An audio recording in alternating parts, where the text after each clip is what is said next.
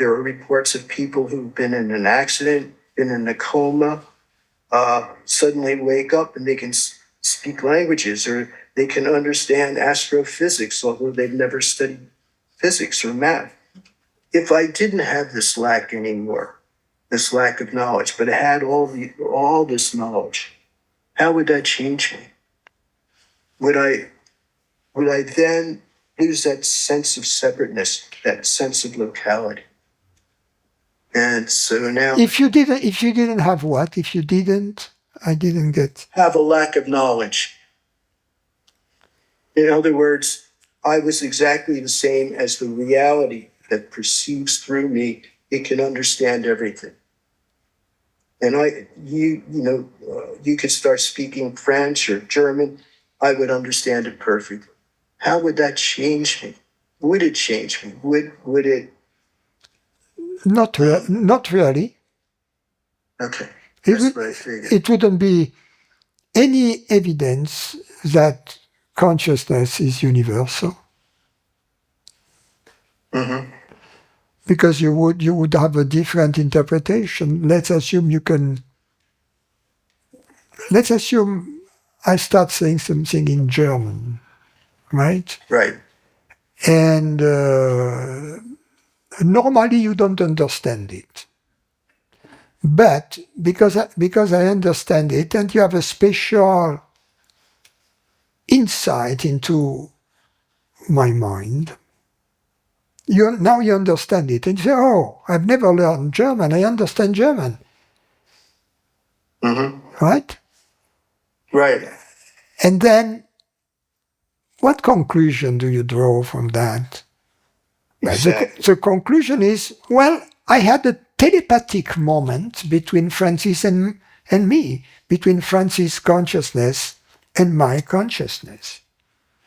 Mm-hmm. You will still stick, which most people do when telepathic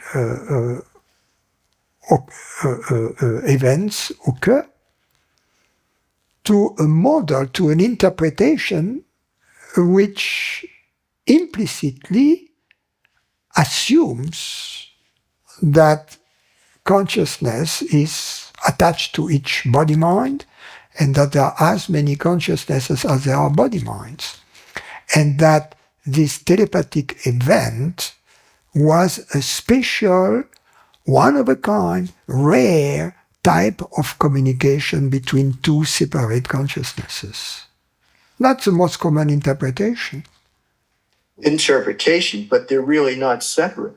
I mean, but the point I'm making is that any phenomenal occurrence can neither verify nor falsify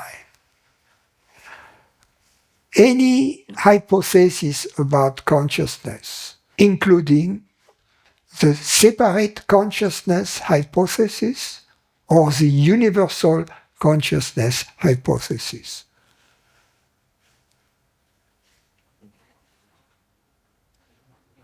It's interesting to try to understand what I've just said, because when we understand that, it removes all kinds of objections, it cleans up the slate beautifully.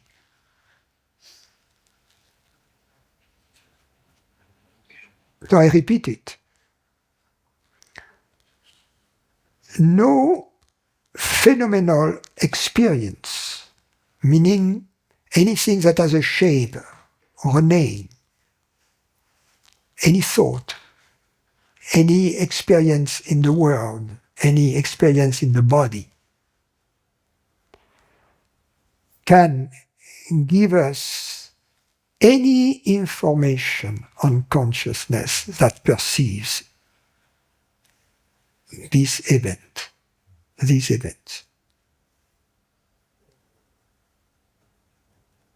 Okay.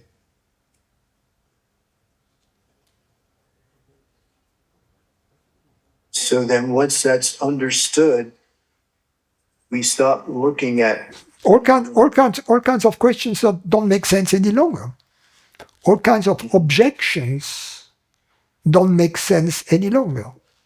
Such as being teleported to an alien spaceship and having... Right. Okay, very good. Okay, thank you, Francis. Appreciate that. I understand. Beautiful, Paul.